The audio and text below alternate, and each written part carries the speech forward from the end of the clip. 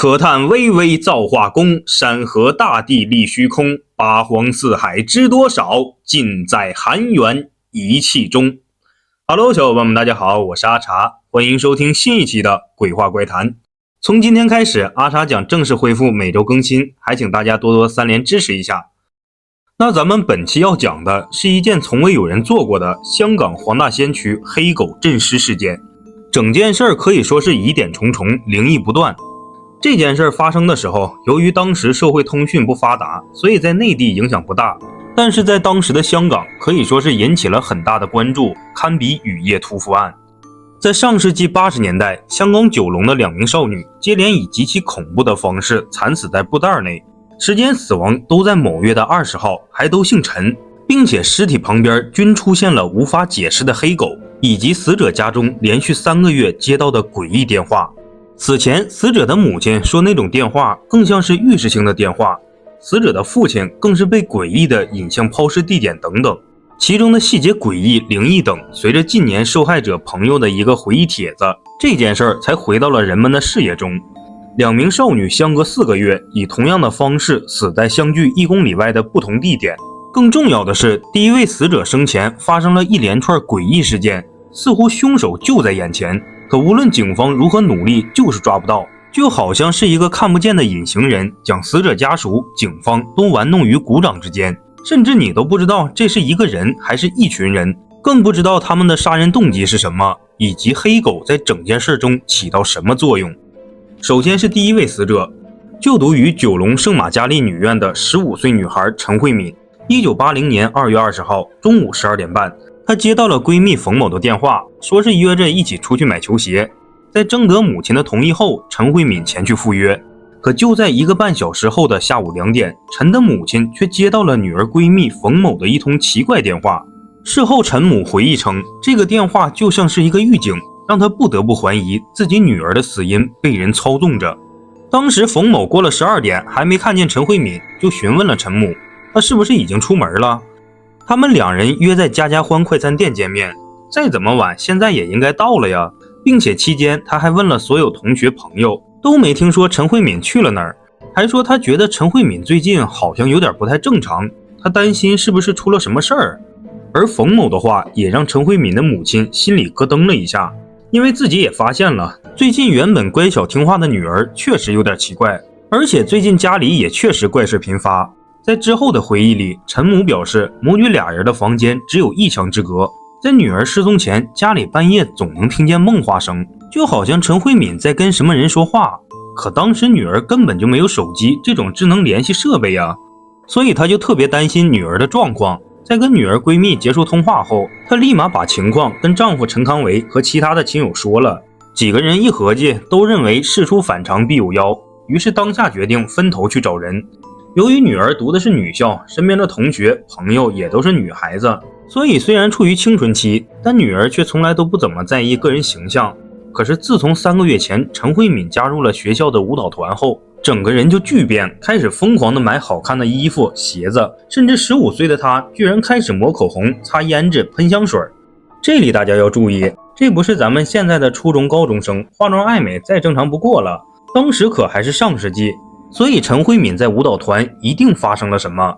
起初陈慧敏的妈妈只是觉得女儿应该早恋了吧，但慢慢的父母发现问题不仅于此，因为只有15岁的她经常能有钱进行高消费，可家里也没给她那么多零花钱呢。每次问她的时候，女儿就只是说是学校舞蹈团的演出酬劳。后来诡异的事儿就开始陆续发生。自打女儿加入了舞蹈团以后，家里开始不间断的接到诡异电话，可夫妻俩接起来后，电话那边却没有一点声音，而且这个电话经常是在半夜凌晨打来的，一连多次，就连陈慧敏自己也接到过无声电话。不过每次她接到的时候，往往是她单独在家的时候。她还把这个情况告诉了父母，换句话说，可能存在2个不同的人在打陈家的电话，一个是陈慧敏的男朋友，另一个就是未知人士。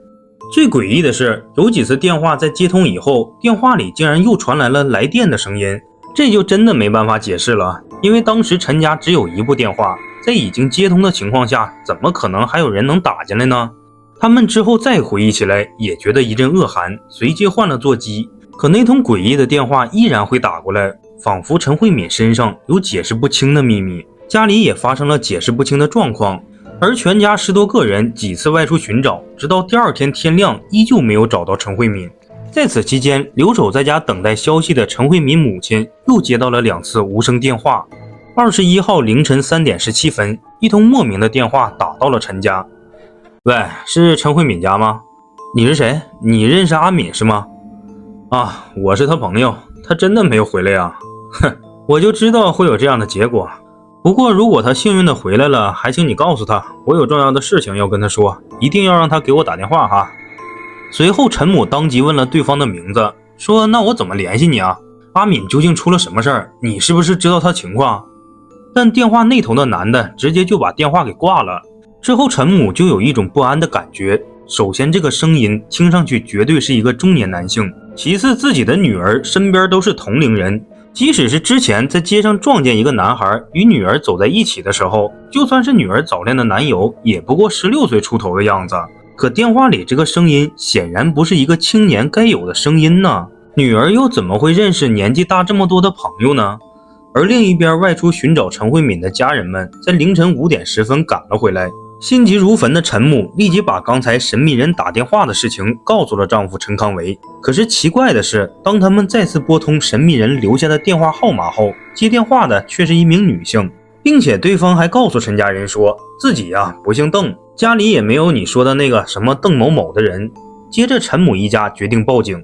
时间来到早上7点，陈康维带着几个亲友一起前往了黄大仙警署报案。8点30分，做了简单的笔录后，一行人离开了警局。陈康维则是和另外一个亲戚顺着黄大仙区各个街道开始漫无目的的继续焦急寻找女儿。21号上午9点，陈康维正走在大勘村的公路上，诡异的事情发生了，一辆飞驰驶来的汽车刮蹭到了陈康维，导致他扭了一下脚踝。当时他整个人就像鬼使神差一般，决定向下看去。那会儿路基下面是一处人行隧道，往下看的陈康维猛地瞥见人行隧道入口处有个女孩躺在地上，最关键的是无论从身形还是体态上看，都和自己的女儿陈慧敏极其相似，甚至就连身上穿的黄色格子上衣、咖啡色牛仔裤都跟女儿失踪前穿的一模一样。这一下陈康维就来了精神，开始不停大喊，但是女孩却没有任何回应。陈父只能不顾脚伤，径直跳下2米高的路基，顺着隧道那边跑。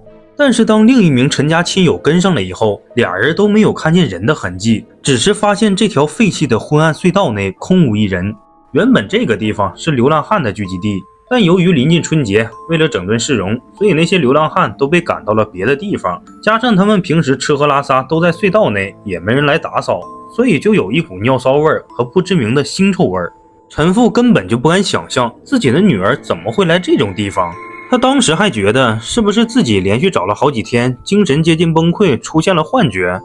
就在俩人准备转身离开的时候，突然从隧道那头的斜坡上过来一辆环保车，不知道是巧合还是什么力量在引导他们。这辆环保车大白天的竟然还开着前车灯，然后就是一刹那，强光灯照射到隧道另一头的路面，借着余光，一个东西出现在俩人面前。根据陈父的回忆说，那是一个蓝白相间的巨大帆布袋，就被堆在隧道旁的路面上。望着眼前的大袋子，陈康维鬼使神差地走了过去。但是随着越来越接近帆布袋，两个人就觉得这袋子里应该装着一个人。随即俩人心底泛起了一阵恶寒，似乎察觉到了什么异样。但是寻女心切的陈父根本不想停下脚步，直接伸手抓紧了帆布袋扎口处的尼龙绳，接着用打火机烧断了打了死结的绳子。袋子打开的一瞬间，陈慧敏那颗毫无血色的头就从帆布袋口露了出来，头发散乱，干枯的血迹糊住了她的脸，亲亲更是直接被吓得倒在地上开始哀嚎。陈慧敏呢，不用说，早就没了生命体征，拉下帆布袋后，更是可以看到她赤裸的身体上布满了密密麻麻的半圆形伤口。之后港警总队重案组警员和法医赶到现场，根据法医李福基的尸检结果，可以得出以下几个信息：死者死亡原因系头部被空心钢管重击数次，导致颅内破裂而死。死者的四肢被铁线捆绑，并深深嵌入其肌肉，因此他生前就已经被凶手完全控制且失去了意识。还可以看出死者生前有过多次尝试逃脱的痕迹，以及死者身上大大小小一共140多个不规则的半圆形伤口，这些都是凶手用空心钢管猛捅死者造成的。之所以会呈现不规则半圆形而非圆形的伤口，是因为凶手每捅刺一下，死者就会因为剧烈的疼痛扭动身躯、收缩肌肉，或者出于本能尽力闪躲。换句话说，凶手是先用钢管残忍捅了死者140多下后，才心满意足地将其打包。死者的伤口处并没有任何衣物的纤维碎屑，所以可以肯定他是被扒光了衣服后才遭到的凌虐。但法医检查之后又发现死者没有遭到性侵，所以疑点重重。根据当时警方给出的案件细节和死者尸斑的分布，以及尸体发现的隧道现场勘查，判断案发的第一现场并不在此地，死亡时间应该是在21号凌晨3点到4点之间。大家还记得我刚刚提到的那通电话吗？就是那通自称是邓某某的电话打进陈家的时间段。但当时这个案子最诡异的不是隧道是不是第一案发现场的问题，而是死者旁边竟然还有另外一具匪夷所思的尸体。那是一只重达6公斤的成年黑狗尸体，死亡的原因也是颅骨遭钝器猛击导致颅脑破裂而亡，并且巧就巧在黑狗同样被装在一个黑色的袋子里，就放在陈家女儿裹尸袋的旁边。随后法医推断，这只狗的死亡时间应该是在陈慧敏死后的2到3个小时，也就是21号的凌晨5到6点。但是这只狗不是被主人遗弃的，而是距离抛尸地500米石塘路的一户人家所养。后来狗主人称，黑狗平时都被关在院子里的狗棚看家护院，后来就不知道怎么不见了。而法医根据伤口形状判断，打死黑狗的钝器应该也是空心钢管。最后没办法，在毫无头绪的情况下，警方安排了一位身材长相与陈慧敏特别相似的女警员，身穿陈慧敏失踪时的衣服，沿着华园路、龙翔道、浦港村路、凤德街这条必经路进行情景再现。后续更是有新闻报纸称陈慧敏昨日复活，而警方更是希望以此来让附近的村民及沿街的商铺商贩试图回忆搜索到一些线索，并告知警方。这里请大家先记住这个场景再现的年轻女警，之后一系列的灵异事件中，这个女孩的经历都无法用常理来解释。时间再来到22号晚，警方又在警讯节目中特别制作了一期专题报道，但是就在第二天，又一通神秘电话打到了警局，并且对方只是说了一句：“你们只要找到那个邓某某就可以破案了。”可重点是，警方在征集线索的时候，并没有向公众透露21号凌晨有人打陈家电话一事啊，就更不用说能叫出全名了。这个细节只有陈家人以及警方知道，而对方知道此事，甚至还叫出了神秘人士的名字。那说明是不是真有这个邓某某的匿名者呢？他是不是知情人士，又或者他本人其实就是邓某某？可是当警方追踪号码后发现，这又是一个单向拨号。什么是单向拨号呢？其实就是类似于现在的手机单通，是某种单位或者有权限设置的用户把电话号码设置成了仅能拨出但是打不进来的一个东西。同时警方还全面排查了全香港叫邓某某的人，更是发现没有一个符合条件的。然后在这个案子发生后，陈家人就在社交网站上发过无数的求助帖，他们想借此来找到这个邓某，找到杀害女儿的凶手。在女儿被害的第9天，陈慧敏的母亲和那位穿着陈慧敏衣服做情景再现的警察女孩不约而同地梦到了同一个场景，令人汗毛直立。梦里陈慧敏左右张望着走过一条巷子，头发散乱，嘴里不停地发出呼呼的动静，像是风箱拉动的声音，很撕裂又很痛苦吃力。在路的两边摆满了红蜡烛，是那种即将烧尽的短红烛，地上也不知道是红烛还是陈慧敏的血，一直蔓延到巷子深处。路的尽头则有一个黑影，像是一个男的，手里还拿着一串钥匙。关于这里，也有亲友说梦到的是一条绳子，虽然不是钥匙，但是又能很清楚地听到金属碰撞的声音，总之十分诡异。还有当时在案发现场出现的黑狗，而陈家人呢又比较信神佛，大家在对过梦里的细节之后，就都觉得不太对，因为只有驱邪镇灵的时候才会用上黑狗血，所以陈家人就觉得是这个东西让陈慧敏困在了某个地方。于是他们就在3月5号惊蛰那天去了铜锣湾问米。问米的时候，做事阿婆的一句话让陈家人的心直接提到了嗓子眼儿。他说这个陈某就在你们身边。然后神婆的这句话在不久后就印证了，之后的事儿更是让陈家人很难不相信，这个邓某在一直窥探他们家的生活。而梦里那条巷子，在第二个女孩被害之后，陈家人立马反应了过来，就是梦见女儿的那条。这里的第二个女孩是在4个月之后，1980年6月20号遇害的。这个女孩同样姓陈，也以同样的方式死在了帆布袋内，而且和陈慧敏案有无数个相似点，让人细思极恐。1980年6月20号的中午12点半，在香港大学就读的20岁女生陈玉玲吃过晚饭后，告诉家人自己要去补习班工作，之后就没了消息。案发3天后，6月23号的上午9点，一名货车司机正驱车前往牛池湾一家豆腐制品商的垃圾废置地放置木糠，可来到了目的地后，他就发现在这个垃圾池的过道处放着一个大竹篮，竹篮中还有一个圆鼓鼓的红白尼龙布袋，看样子应该是刚买不久。